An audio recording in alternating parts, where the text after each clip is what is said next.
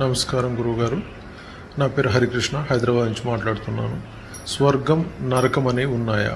స్వర్గం వల్ల ఏం పొందుతారు, నరకం వల్ల ఏం పొందుతారు, లేదా మంచి చెడులు జరిగేవేంటివి? సో దీనికి సంబంధించిన విషయాలు మీరు తెలుపుతారని మనవి. Thank you very much. ఓం నమస్తే. నేను doctor Venkatachaganti, president, university of applied Vedic sciences. Doctor Harikrishna గారి ప్రశ్న విన్నారు కదండి. స్వర్గము నరకం అనేవి ఉన్నాయా? అవి ఏంటి వ్యవస్థలు? మంచి చెడులు ఏమిటి? దానికి సంబంధించినవి ఏమిటి? వివరాలు కావాలి. ఇది అయితే మనకి స్వర్గలోకం ఉంది, అక్కడ ఇంద్రుడు ఉంటాడు, ఊర్వశి, మేనక, తిలోత్తమ డ్యాన్స్లు వేసేస్తుంటారు అని మనకి ఒక పురాణ కథలు ఉన్నాయి. సో అందులో అందరూ స్వర్గానికి వెళ్ళాలంటే అక్కడికి వెళ్తారు, అక్కడికి వెళ్ళి బ్రహ్మాండమైన ఆనందం పొందుతారు. ఇలాంటివన్నీ ఏవో రాస్తూ ఉంటారు. అలానే నరకం అంటే యముడు ఉంటాడు, అక్కడ యమభట్లు ఉంటారు, నూనెలో వేయించి కాల్చేస్తుంటారు, అవి ఇవి చేసేస్తుంటారు అని. దానికి డాక్టర్ హరికృష్ణ గారు ఈ నరకం అన్నది ఇప్పుడు సపోజ్ ఫర్ ఎగ్జాంపుల్ యముడు ఉన్నాడు, అక్కడ నూనె బాండీలు ఉన్నాయి, వేశారు, కాల్చారు, మరిగిచ్చారు అనుకుందాం కాసేపు.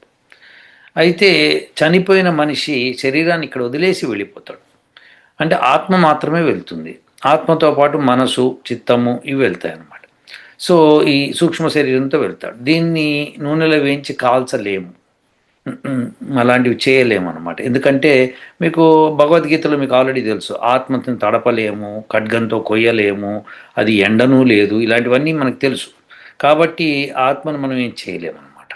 దానికి శరీరం కావాలి. మరి సూక్ష్మ శరీరం ఉంది కదా అంటే సూక్ష్మ శరీరం ఉన్నా దానికి చేత కాదు. ఎందుకంటే పంచమహాభూతాలు ఉంటే కానీ ఈ యొక్క నూనెలా కాల్చడం ఇలాంటివన్నీ ఉండవు. ఎందుకంటే అవన్నీ కూడా పంచమహాభూతాలతో తయారైనవి. కాబట్టి అలాంటివి జరగవు. సో ఈ విషయం తెలుసుకున్నాక అటువంటి నరకం కాదు, అటువంటిదే. కాకపోతే వాళ్ళు బాగానే వర్ణించారు. ఆ వర్ణన ఏంటంటే మామూలు మనుషులకు అర్థం అవ్వడం కోసం అలా వర్ణించారు. కానీ వాస్తవం ఏమిటంటే మనిషి మటుకు అంత సఫరింగ్ చెందుతాడు, నరకం అనేది అంత చెందుతాడు అని అర్థం అనమాట. అలానే స్వర్గము అంత సుఖం వస్తుంది అని చెప్పడం కూడా స్వర్గానికి రీజన్. కానీ అక్కడ తిలోత్తమ, మేనక ఇవి ఉంటారు, అవి ఉంటారు, అవి కాదు. విశేషం ఏంటంటే స్వర్గంలో సుఖాలు పొందుతారు. సుఖం ఎప్పుడు పొందుతాడు మనిషి? అసలు స్వర్గం గురించి వేదంలో ఏమైనా ఉందా అని మనం తెలుసుకుంటే కనుక ఒక చాలా మంత్రాలను, ఒక 2 మంత్రాలు జస్ట్ ఫర్ శాంపుల్ నేను చూపిస్తాను. దాన్ని బట్టి మీకు అర్థమైపోతుంది మంచి చెడు అనే విషయం. ఇది యజుర్వేదము 21:7. ఇది మీరు చాలా జాగ్రత్తగా పరిశీలిస్తే చాలా సింపుల్ మంత్రం ఇది. సో ఇందులో సునావ, ఇక్కడేమో దేవత స్వర్గ్యా నౌ. స్వర్గ్య అంటే స్వర్గము పొందడం కోసం చేసే కర్మలు అనమాట. దాని నవ్వు అంటే నావా.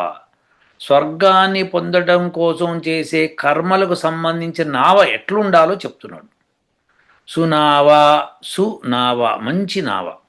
నావ అంటే పడవ. సరే, ఈ పడవ ఏంటో తెలుసుకుందాం. ఓకే, దానిలో నావం ఆరుహేమ, ఆరుహేమ. సో ఇలా వస్తున్నాడు. ఆరుహేయ, ఆరుహేయాం అని వస్తుంది. అస్రవంతి, అస్రవంతి. రుహేమ అంటే ఏంటంటే పైకి లేపబడింది అనమాట. అంటే రుహ శబ్దం అనమాట. రుహ శబ్దం ఏంటంటే మీకు విత్తనం మొలకెత్తుతుంది కదా, అలా అనమాట. సో అలా పడవ స్ట్రాంగ్గా ఉండాలి. ఆ పడవ ఏం పడవ అది? సునావ. సు అంటే మంచి నావ.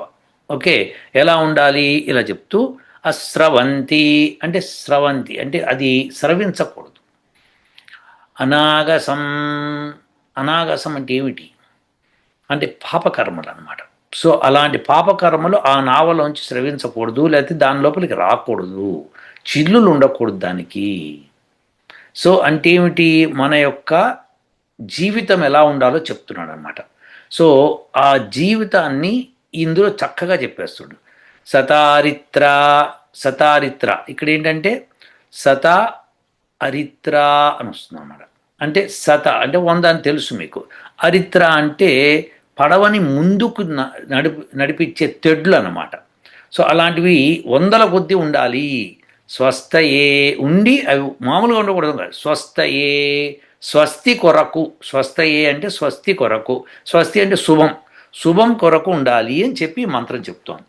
అంటే ఏంటి, యజుర్వేద మంత్రం చక్కగా చెప్పేది ఏంటంటే మనము మన జీవితాన్ని ఒక పడవలాగా తయారు చేసుకుంటే దానిలోకి పాపం స్రవించకూడదు. అంటే లోపల నుంచి బయటికి, బయట నుంచి లోపలికి. అంటే మనము పాపం చేయకూడదు, పాపాన్ని లోపల రానివ్వకూడదు.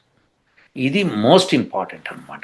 అలా రానివ్వకుండా ఉంటే కనుక అలాంటి దాన్ని మనం ముందుకు తీసుకెళ్ళడానికి వందల కొద్ది తెడ్లు పెట్టుకోవాలి. అంటే ఏంటి, మన కర్మలు, మంచి కర్మలు వందల కొద్ది, వేల కొద్ది చేయాలి. అదే దాని ముఖ్యం అన్నమాట. స్వర్గ్యానౌ అనే దేవత అన్నమాట. సో స్వర్గాన్ని పొందడానికి చేసే కర్మల యొక్క నావ ఎలా ఉండాలంటే పాపాన్ని లోపల రానివ్వకూడదు. Simple story. మనం పాపం చేయకూడదు, దట్స్ ఇట్. అదే కాకుండా వందల కొద్ది తెడ్లు ఉండాలి దానికి. అంటే ఈయన ముందుకు వెళ్ళాలి కదా. సో మంచి కర్మలు చేస్తూ చేస్తూ చేస్తూ పోవాలి. ఇది ఆ మంత్రం. దానికి సపోర్టింగ్గా ఇంకో మంత్రము యజుర్వేదము 35:22. ఇందులో ఏముందో చూద్దాం మనం. అస్మాత్, అస్మాత్ అంటే ఈ లోకం అన్నమాట. ఓకే. త్వం అధి, త్వం అంటే నీవు, అధి అంటే పైకి, జాత, ఇది జాత, జాత అంటే ఏంటంటే కీర్తి, అసి కీర్తి కలిగి ఉన్నావు. త్వత్ అయం, త్వత్ అయం అనమాట. త్వత్ అయం. సో అయం అంటే ఏమిటి, ఇదం శబ్దానికి వచ్చేదన్నమాట. సో అంటే ఇదం అంటే కనిపించేది. జాయతాం పునః, జాయతాం అంటే ఇప్పుడు మీకు కలిగే సంతానం, పునః. ఓకే, అంటే మళ్ళీ పుడుతున్నావు అనమాట. సో మళ్ళీ పుట్టడం జరిగితే, అంటే ఇట్లా పుట్టగలిగితే, అసౌ స్వర్గాయ లోకాయ స్వాహ. అసౌ అంటే ఈ కనిపించేది, అసౌ అంటే ప్రత్యక్షంగా కనిపించేదాన్ని అసౌ అంటారు అనమాట. స్వర్గాయ అంటే స్వర్గం కొరకు, లోకాయ స్వాహ అంటే సత్యం పలుకుతోంది, సత్యమే అగుగాక అని చెప్పడం అనమాట. అంటే ఏంటంటే మీకు పుత్రులు కలగడం మీరు చూడగలగాలి, మంచి కర్మలు చేయాలి. అస్మాత్ ఇక్కడ మనకి క్లియర్గా ఏంటంటే జాత అంటే ఏంటంటే మీ యొక్క కీర్తి చాలా పైకి ఉండాలి. అది అన్నది పైకి, సో పైకి కలిగి ఉండాలి. అసి కలిగి ఉన్నావు నువ్వు అని చెప్తున్నాడు. అసి అయి ఉన్నావు, ఉంది. సో దేర్ ఫోర్ ఉన్నప్పుడు, అలా ఉన్నప్పుడు త్వత్ అయం, సో జాయతాం పునః. సో అలాంటప్పుడు నీకు కొడుకులు కూతుర్లు పుడితే, అసౌ స్వర్గాయ లోకాయ స్వాహ, ఇది ఇప్పుడు. సో అలాంటి అప్పుడే నీకు ఈ కనిపించే స్వర్గం ఏదైతే ఉందో, అంటే సువర్లోకము, అంటే ద్యుల్లోకం ఏదైతే ఉందో, ఆ బ్రహ్మాండమైన వెలుతురులో నువ్వు ఉంటావు. అంటే నువ్వు వెలుగుతూ ఉంటావు అని అర్థం అన్నమాట. సో అప్పటికే నువ్వు ఆ పేరు ప్రతిష్టలు కలిగి ఉండాలి, మంచి పేరు ప్రతిష్టలు కలిగి ఉండాలి. అప్పుడే అది సాధ్యం అవుతుంది. స్వర్గం అన్నది అప్పుడు నీకు తెలుస్తుంది. అప్పటిదాకా నీకు స్వర్గం అన్నది తెలియదు అనమాట. స్వర్గం అంటే ఏదో అనుకుంటూ ఉంటావు అదొక లోకం అని, అదే లోకం.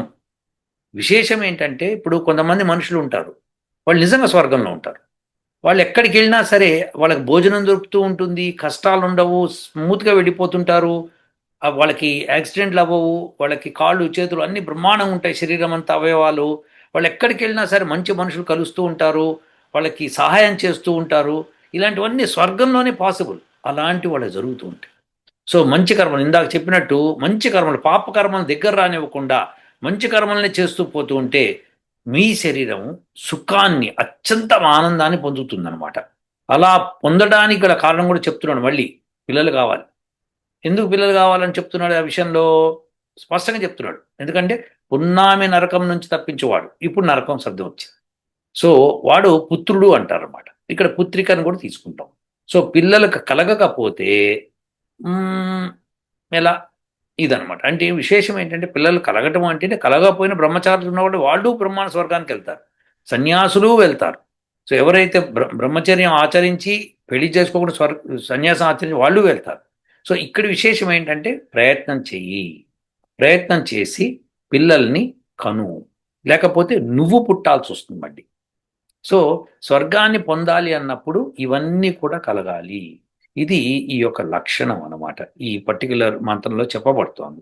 సో ఈ మంత్రాన్ని తీసుకొని మనము పాపముని లోపలికి రానివ్వకూడదు, మన శరీరంలోకి రానివ్వకూడదు, మన మనసులోకి రానివ్వకూడదు, మనము మన మనసులోంచి బయటికి పాపాన్ని పంపించకూడదు. దురాలోచనలు, దుష్టత్వము, కర్మలు చేయకూడదు. అలా చేయనటువంటి చిల్లులు లేనటువంటి నావ కావాలి. అటువంటి జీవితాన్ని గడుపుతూ ఉంటే ఆటోమేటిక్గా స్వర్గానికి వెళ్తాం. కాకపోతే దానికి ఏముండాలి? మంచి కర్మలు హండ్రెడ్స్ కొద్దీ చేస్తూనే ఉండాలన్నమాట. అవే మిమ్మల్ని తీసుకెళ్తాయి. ఆ నావే తీసుకెళ్తుంది మిమ్మల్ని అక్కడికి. సో ఇది ఈ మంత్ర భావం అన్నమాట. అలానే నెక్స్ట్ మంత్రం ఉంది కూడా. సో నెక్స్ట్ మంత్రం చాలా ఇంపార్టెంట్. ఫస్ట్ మంత్రం సెకండ్ మంత్రానికి రిలేషన్. సో ఇలా అండి. సో దీనికి ఆపోజిట్ ఏదైనా సరే నరకం. నరకం గురించి చెప్పబడింది. సో విశేషం ఏంటంటే మన పురాణ కథలు మామూలు సామాన్య ప్రజలకు ఎవరికైతే ఇటువంటి జిజ్ఞాస కానీ లేకపోతే ఎక్కువ ఆలోచించే శక్తి కానీ ఉండదో వాళ్ళ కోసం చెప్పినవి. అంటే ఒకప్పుడు అలా జనాలు తయారయ్యారు మహాభారత యుద్ధం తర్వాత. మహా ఏంటంటే విద్య లేక అవిద్యలో పడి ఉన్నారు చాలామంది. అప్పుడు వాళ్ళకి ఈ కథలు చెప్పేశారు. Fine. But this is what is స్వర్గం అండ్ నరకం అనమాట. సో పాపకర్మలు చేయకండి, పాపకర్మలు రానివ్వకండి లోపలికి.